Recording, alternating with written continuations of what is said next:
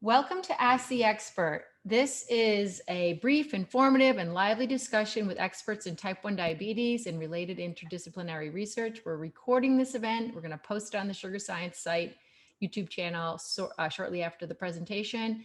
And if you have any questions for our guests, please feel free to enter them in the chat or raise your hand at the end of the presentation. And today we have as our guest Dr. Graciela Lorca. She's coming to us from University of Florida. And just a little bit about her. She has a very interesting background. She's a professor at the Genetics Institute in the Department of Microbiology and Cell Science currently, but she also earned her PhD at the National University of Tucumán in Argentina. She did a postdoc at the University of Toronto in Canada, and then followed by another time at UCSD. As early as 2010, she was writing excellent reviews on the topic of the intestinal microbiome, its relationship to type 1 diabetes, which you can find in Endocrinology Metabolism Clinical North American. And her research interests include, and this is from her bio, interactions between the intestinal environment, barrier function, and the immune system. And these have been shown to have a major impact at in the rate of T1D development. They found that her group found that the administration of Johnsony N6.2 to BBDP rats reduced the incidence of type 1 diabetes. The feeding of this microorganism post-weaning was followed by changes in the native microbiota, host mucosal proteins, and oxidative stress response. They hypothesized that the decrease in the pro-inflammatory cytokines, interferon gamma and TNF alpha, observed was the result of a decrease in the host oxidative stress response. So translating the work towards the prevention of T1D humans required a pilot study in healthy individuals. They performed that trial and now have a clinical trial, which is titled Lactobacillus johnsoni in children and adolescents with T1D underway. And you can find that in, clinical trials. So welcome, Dr. Lorca. Thank you so much for joining us. This is a pleasure, and I can't wait to see what you have to share with us. Hi, everybody, and it's a pleasure to be here, and it's always nice to share what we're doing in the lab right now. So in my lab, we are focused on different aspects of the microbiome, and you mentioned type 1 diabetes, but we're also very excited about the microorganisms that we find in human milk and how that what's the impact that it's going to have on the further life of the kids, and how we can prevent, we can optimize the delivery of these microorganisms. But today I will focus on our studies on type 1 diabetes. And in this case, we're again looking for beneficial microbes that are native or can be that can be selected towards the treatment of specific disease. And that's why I call them disease-targeted probiotics rather than the general ones that we usually see on the market. So I will start, if I can, yes. You mentioned our early studies, and I think our lab was one of the first ones that we started looking at the model of type 1 diabetes. There were initial studies shown that depending on the treatment of antibiotics, maybe some animals will develop or disease will be prevented through these treatments. But I was called early on to collaborate with Dr. Atkinson and Dr. Triplett on this microbiome project as early as 2008. And we did the first analysis on rats, the rat model for type 1 diabetes, that is the BB model. And where you have two lines of rats, basically one will develop overt diabetes within 60 days and the other one will not. And we analyzed the microbiome in these two lines of rats, and we found that specifically you have two genera that are usually used as probiotics, that are Lactobacillus and Bifidobacterium, that were found in rats that didn't develop diabetes. So, and of course we did a good microbiome analysis at the time where we showed that the diversity over time is maintained in the animals that don't develop diabetes, but decrease over time in the ones that become diabetic. So we did some confirmation studies at the time with this Lactobacillus and bifidobacterium, but we were really interested on trying to test the hypothesis that if we can get bacteria from these rats that are resistant, if we can prevent diabetes onset in the ones who are prone to develop diabetes. So we did that by, one more thing about probiotics. I just want to clarify some concepts that we all see probiotics on the market, and there is some effects for these probiotics that are shared by all the strains that you will see on the market. And these are, for example, production of acids or short chain fatty acid productions or regulation of the intestinal transit, among others. There is some specific effects that have been found to be specific of some species. For example, the synthesis of vitamins or the gut barrier reinforcement effects. But there is some other more important effects related to human health that are only observed on some specific strains of bacteria. So it doesn't matter that you have a product that is called Lactobacillus Johnsony in the market. Chances are that the one that we have is different because you have always accessory genes on the genomes that even when they are the same species, it doesn't mean that the two will be exactly the same. And I think it's important to bring up this concept because there is a lot of claims that probiotics don't work for a disease. And I think it's mostly sometimes because they just don't have the right strain for that effect. So starting with that idea, what we wanted to do was to isolate bacteria from these animals and then test them in animals. And we observed our animal again is the BB model, BBDP in this case. And we very naive. We took 2 species of lactobacillus that we isolated and test them on the animals, either at the beginning when they were just newborns or when they started on solid foods. And what we observed was that only when we started the animals on solid food, we were able to prevent onset of diabetes. But with Lactobacillus johnsoni, shown here in red, but not with Lactobacillus reuteri. And this, again, reinforced the previous concept that not all species are the same and not all the strains are the same. We did initial mechanistic studies on ileum to show that you have a lower inflammatory environment by a reduction of TNF-alpha and interferon gamma, but also we saw a big reduction on the oxidative stress environment.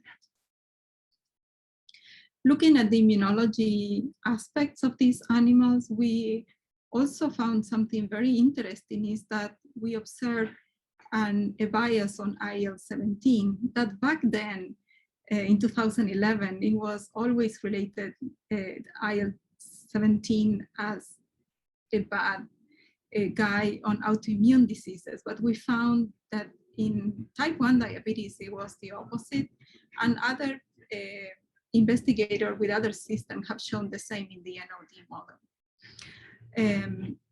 Another important aspect that we were trying to figure out is what is the main or what is the host enzyme that is being regulated by these bacteria, so that will determine maybe a change on the T cell responses. And we focus on IDO. And this is an important enzyme because it's the one that catalyzes the change from tryptophan to kynurenine. And the balance between tryptophan and kynurenine, or the ratios as we call them, are the ones who are going to determine which kind of T cells are being selected for. So we were able to show that at mRNA level and at the level of metabolites, that when you have diabetes, you have a higher level of IDO as well as higher levels of kynurenine, but then upon treatment with the bacteria, these levels are both decreased. And we expected that based on a decrease in the activity of this enzyme, we will have the pathway channel towards the production of serotonin. And that is exactly what we saw, again, on ileum tissue, but also in serum. So we have a lot more data that I'm not going to go over today, but because I want to talk about the new stuff. But the important thing is, based on this data, we were able to start our clinical trials journey, and starting with a phase 1 clinical trial, where we gave this is a randomized placebo-controlled trial, and it was completed a few years ago in healthy subjects. Because in this case, when you are putting a new probiotic with health claims on the market, you need to go through all the phases because they are considered biologics. So we did this trial for 8 weeks of administration of the bacteria, followed by 4 weeks washout period. And we found that the bacteria promoted a lot of health effects on general symptoms of gastrointestinal tract movement. But here today, I want to focus on the effects that we had on metabolites, and those are the increase in tryptophan and decrease in the kynurenine-tryptophan ratio. What was interesting on this study is that we observed this on a specific population within the trial, that is when the bacterial load is increasing over time. But we also did a very complex immunophenotyping study where we look at all the immune cells in blood from the patients at each time point. And just a hallmark of the results were that we observed a significant decrease in CD4 positive T cells upon the treatment with the bacteria.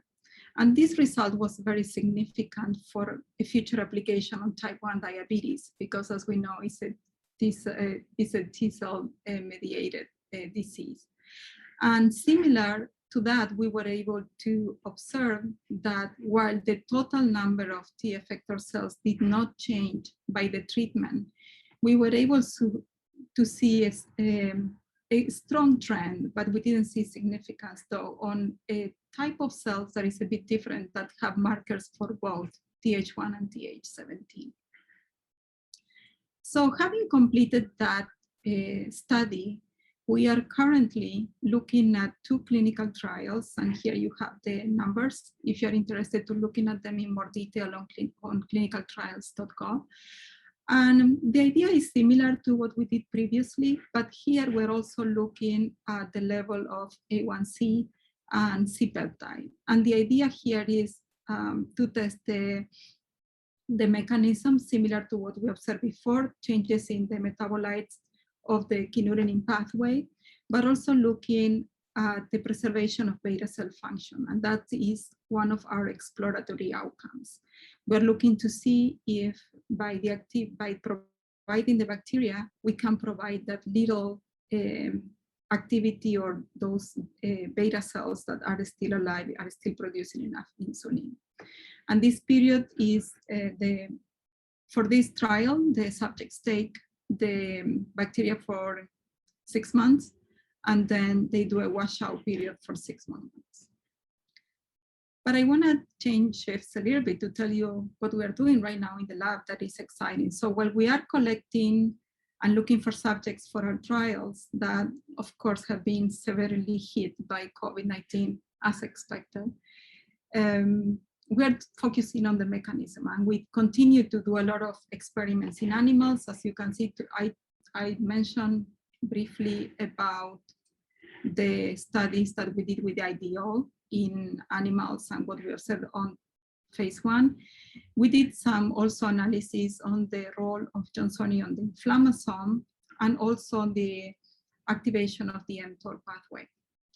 But a question that we're actively investigating right now is how, by providing the bacteria in the gut, we have systemic effects in that can reach either to the nervous system, but also into the pancreas. So we're looking at molecules or parts of the bacteria that can mediate these functions. And what we found was that these bacteria can make extracellular vesicles. And that's what you see here. You have scanning electron microscopy, and also on TEM, you can see that this bacteria has a very unusual cap structure, that you have vesicles protruding from here. This is a SEM, and these are TEM. And we were able to purify these vesicles and show here you have a confirmation by cryo-EM. So they are around 100 nanometers, and that's why we call them nanovesicles instead of microvesicles. And we did a very detailed proteomics and lipidomic analysis. And it was similar to what had been observed for some other microorganisms, that these nanovesicles seem to have, the makeup seems to be mostly on cytoplasmic proteins, while some membrane proteins are found. While we compare this, in this case, to the cell membrane of the bacteria, not to the total makeup of the bacteria. And similarly with lipidomics, we were able to observe that these nanovesicles have a very unique enrichment of lipids that is different from what you will form in the membrane. So it seems like these little nanovesicles are specialized structures that will have a specific protein and lipid makeup. However, we have also done RNA-seq and metabolomics on them, but we are not, I'm not showing that today. But the objective of doing this proteomic study was to try to identify biomarkers. Because, you know, bacterial nanovesicles are not like eukaryotic ones that you have markers from each compartment from where they are derived.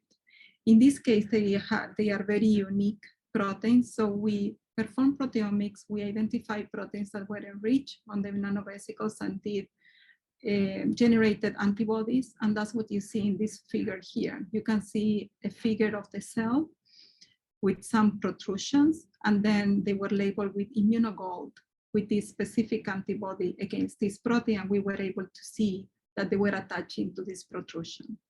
But it doesn't mean that they are targeting only nanovesicles, right? So to do that, because we cannot do this kind of imaging with vesicles because of the size restriction, we did uptake by CACO2 cells. And that's what you see here. In blue, you have martepan, the nucleus, the cell membrane in green, the nanovesicles in red with the specific antibodies, and then the overlap. And what you can see when you provide the nanovesicles to CACO2 cells is that they are uptaken by eukaryotic cells and can be detected with this specific antibody. So indeed we can, and that's what you see here in green is the overlap, in orange, the overlap areas. The last question we had was, can the immune system see them? Can the immune system recognize these structures? So we went back to our clinical trial and in the plasma samples and tried to see if we coated the plates with either vesicles or with purified proteins, can they be detected? Oops. Let me go back. Oh, sorry about that. No, what happened? No worries. This is fascinating. There. So we took them and we went, remember I told you we had different time points. So two weeks, 4 weeks, 8 weeks, and 12 weeks. And these are the controls, and these are the ones who received the probiotic. And we were able to observe that the nanovesicles as well as the purified proteins were detected by IgA and also an IgG antibodies in healthy humans. So that means that these proteins can be seen by the immune system, although in this trial was not done with purified nanovesicles. These trials were done with the whole bacteria. So it will be very interesting to see if we can just provide the nanovesicles and observe a differential response. So this is what I have to share today. We are doing a lot more mechanistic studies. We still want to know how the nanovesicles are entering the cell, through which system, and what are the responses that it generates on cells. So we're working on that right now.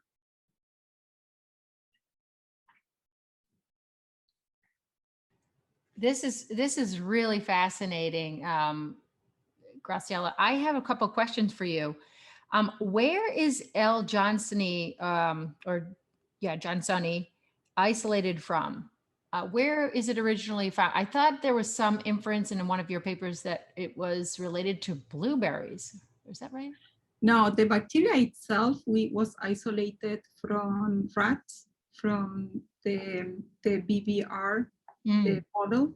We did studies where we look at the synergic effect of blueberries and the bacteria.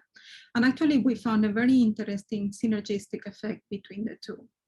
Because something that we observe is that the bacteria is efficient in modulating or in preventing type 1 diabetes when the animals are started on solid food. So if you look at the diet of the animals, they have a lot of phytophenols in their diet at that point. So our rationale was that maybe some components in the diet will allow for a selective colonization of the bacteria in the gut. Yeah. And what we observed was that basically that if we provide them together, the effects are potentiated on mechanism specifically. So it's almost like you have to feed the bacteria to get its optimal, the right diet to get its optimal functionality in the gut itself. Is that what it sounds like? Well, it sounds like it. And that's something that we are working on right now. We're working on a paper on the dietary intakes that we collected from the subjects on the initial trial. And we're looking at food groups that show a positive correlation with bacterial colonization in humans. And because we think that it's, there is a lot to say about the efficacy of probiotics in different people and why they help some people and some others they don't. And I think it really has to do with the diet and if the bacteria is able to colonize or to be maintained in the gut. So I'm looking for ways to make a symbiotic, if you want to call it, to optimize the transit, the survival during transit or colonization in the gut. Yeah, that makes perfect sense. I also wondered, does L. Johnsony administration impact any of the GABA producing bacteria in the gut? Well, we don't know specifically. What I can tell you is that we did a microbiome analysis on this trial and also in animals, and we did not see any significant changes. So just by doing administration of the bacteria is not going to induce microbiome shifts in the microbiome. And I also thought that was significant because you don't want to alter the microbiome significantly, especially in this case we were giving it to healthy subjects. Yep. Maybe it will be a good thing to see that on subjects with type 1 diabetes, because there we want to modify their microbiome. So that's what we are investigating right now in our current trials. Yeah, and I just wondered if you might just sort of, comment briefly on there's been a lot of buzz recently about, the Parkinson's connection between the vagal nerve and the brain and the gut and the vagal nerve and the brain. Could it be that some of these vesicles, these EVs, are, part of that type of pathway? Definitely, it's possible. And we're actually seeking we did an experiment actually during COVID-19, and then we had to stop it, was by the administration of vesicles directly. So we're looking to restart that soon. But basically, as soon as the nanovesicles movement have been reported for different bacteria already, and you can see that you have very quick distribution to all the organs when they are administered orally. So I think it's definitely a possibility. And there is a big impact of the gut microbiome in Parkinson's and other diseases. Yeah. So they can do it directly through vesicles, or they can do it just by secretion of chemicals in the gut. Yeah, and that kind of begs the question, well, maybe you could rescue some of these pathologies just by having loaded vesicles, rather than actually having to go through the whole bacterial, reseeding or whatever you want to call it. There is there is some papers coming out, but right now there is a lot of papers coming out on the role of microbial vesicles and how to make them artificially, right? Yeah. So because then you can control them better. The payload or the cargo. Exactly. So I think that was our idea by going after all the omics. So we have done a very detailed, we know that you have a detailed proteomic, lipidomic, RNA-seq, and metabolites all together. So it's a very complex and they are very heterogeneous. Yeah. Not as heterogeneous as eukaryotic ones, but they are. So we're trying to minimize so we're trying specific proteins, we're testing specific lipids and their combinations to see what will be the minimal cargo to trigger this function. Yeah, that's very interesting work. I know right now, there's a huge number of, microbiome companies, Ginkgo, Bioworks, Zymogen, Vedanta, Kaleido, Ceres, Finch, Ubiome, you name it. There's so many entering that space.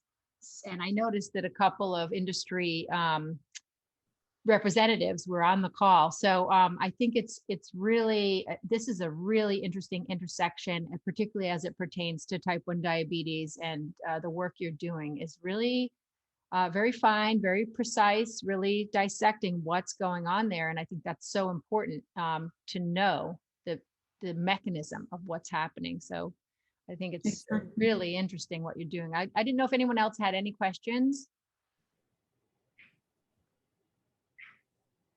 All right. I guess we'll leave it at that. We answered them all. Okay, but feel free to reach out by email if you have any questions. Fantastic. Thank you again for your time and your really fascinating, showcasing your fascinating work. I appreciate it so much. Okay, thank you for having me. We'll talk again.